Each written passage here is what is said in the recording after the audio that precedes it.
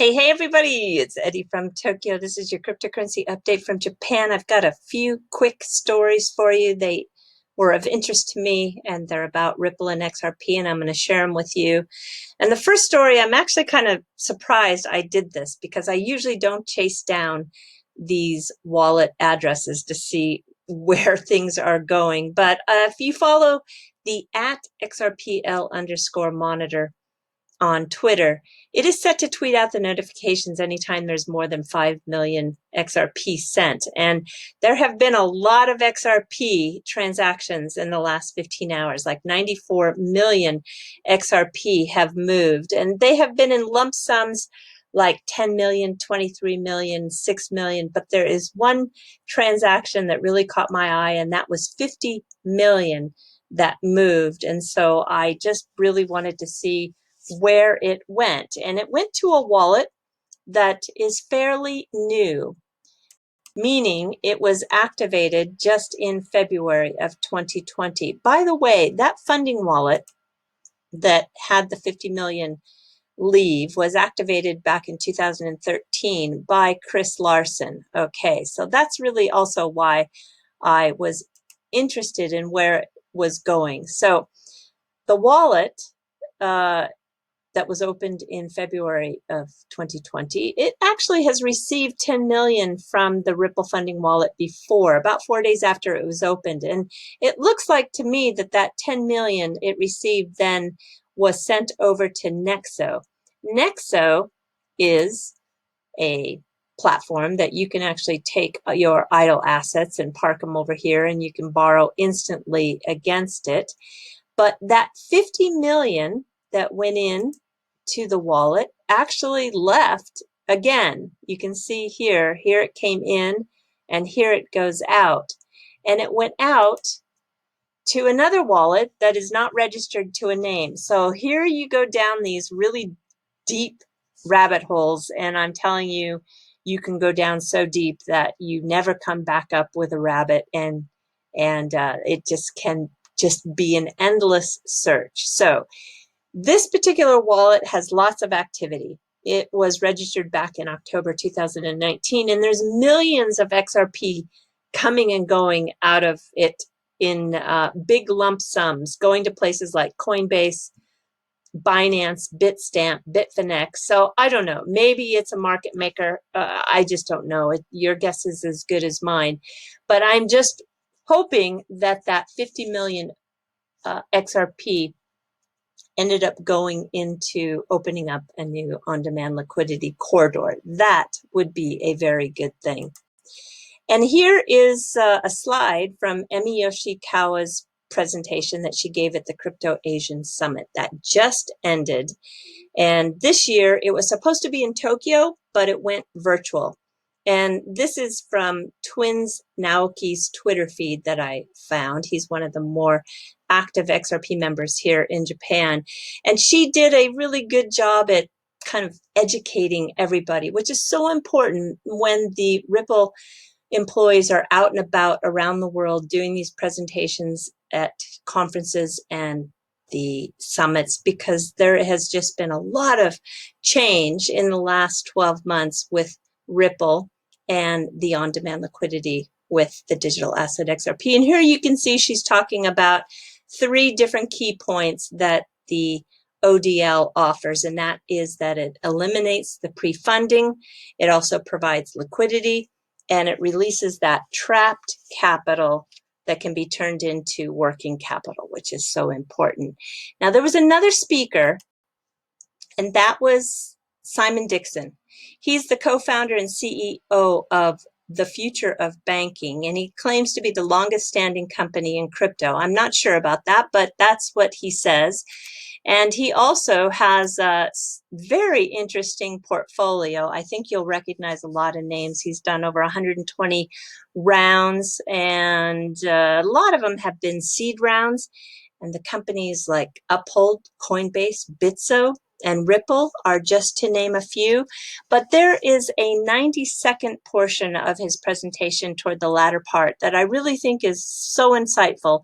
And no matter what you hold in this space, this applies to everyone. So have a listen, because I think it's very good. It real comes down to starting with an investment thesis. My simple investment thesis was that the future of finance looks very different from the past, and financial technology companies will be disrupting traditional financial products one step at a time. There will also be a parallel financial system built outside of the traditional financial system, and the demand for people to own their own money, spend their own money, and have a hard form of money is going to be, I believe that will increase over time. Many of the people asking me, when companies like Kraken that I invested in was started off at about a $20 million valuation and has now more recently been valued at a $4 billion valuation, is it time to sell some of those positions? Well, my personal belief, I can't give you investment advice, is that we've got another 10, 20 years of growth for our industry. We are just getting started, and people are only just learning in light of some of the lockdown, the trends, the radical monetary reforms about our industry. So I believe that the growth that we've experienced in the last 10 years is nothing compared to the growth that we still have for the next 10 years. So the growth that we've seen in the last 10 years is nothing like the growth we're going to see in the future 10 years. I think that is very insightful, and I think that everyone who is trying to rush it should sit back and just really see that this is going to be an amazing space. So with his trends and forecasts, and someone who's been in this space a long time, I do believe he is correct. And you'll find too, if you go over to his website, Bank of the Future, it is another place or source where you can purchase the Ripple shares, and they are held by the Bank to the Future company structure, but you can see the breakdown of the actual stock price being $16. That's a little bit interesting. All right, I am on Leonidas's XRP Arcade, and he had a very good article that brought everybody up to date as to what's going on with laying new rails down in Africa. This is from May 18th, but something kind of came out today that is in addition to this particular story. So the company that is going to use Ripplenet is Waya. They're in Ghana. They're a cross-border remittance solution, and they're headquartered there in Africa. And, you know, if you think about all those new Ripplenet rails going into Africa, of course, you wonder, well, what about XRP? Are we going to see ODL?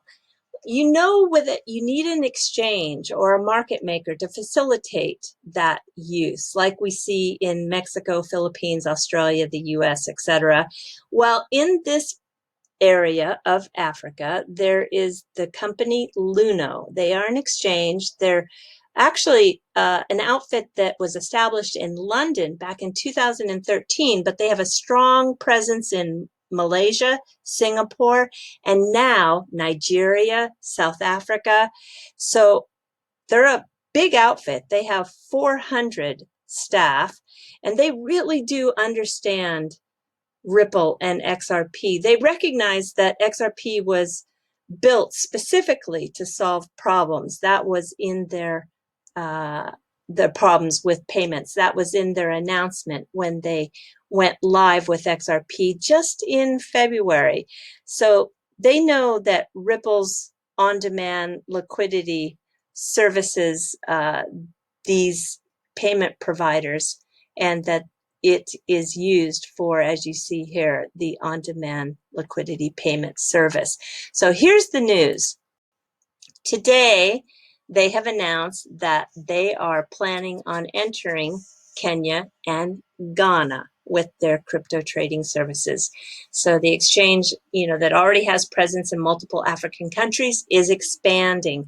So this is exactly what we need to solve that chicken and egg problem. As David says, you can't have ODL without liquidity providers, and you can't have liquidity providers without the payment services driving that demand. But these exotic corridors, which are very expensive to move money in, and this is where Ripplenet and ODL can be very, very successful. All right, jumping to the last story.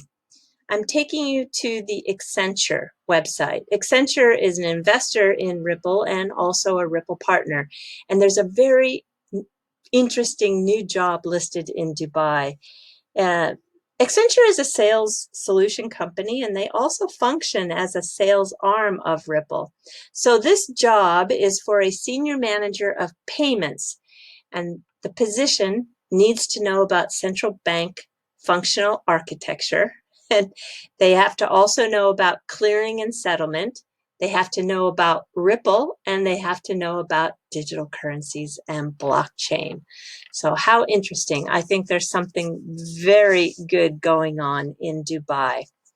All right, everybody, we are going to, I think, jump to some fluff. Oh, just before, I'm going to be on an interview with Sam on the chain. Let's see, it'll be my Sunday morning. Yeah, it'll be my Sunday morning in Asia. It'll be the Saturday evening.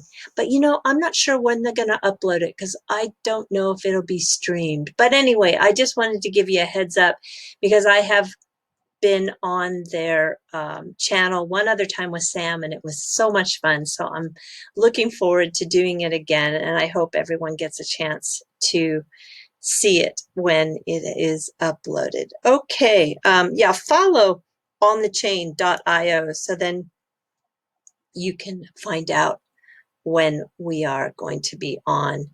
All right, let's see. This I found most interesting. So this is the fluff today. I keep talking about how these this current situation that everybody's in around the globe is spurring a lot of innovation. And here is another example. So there is a deep culture here for hundreds of years with the geisha, which are professionals that are trained in the arts, and they entertain through singing, dancing, playing instruments, sometimes games, conversation. They are really amazing. And there is a group of geisha that are in the Hakone area of the kind of onsen area, which is in the mountains close to Tokyo near Mount Fuji. And I know their business has been just hit so hard. They're in the hospitality industry, and so they are getting innovative. And I found out that you can actually go online with one of their parties. And it is also for people who speak English because they do have some English speaking geisha, and you can request that at the time that you make your reservation. And I think this is so amazing.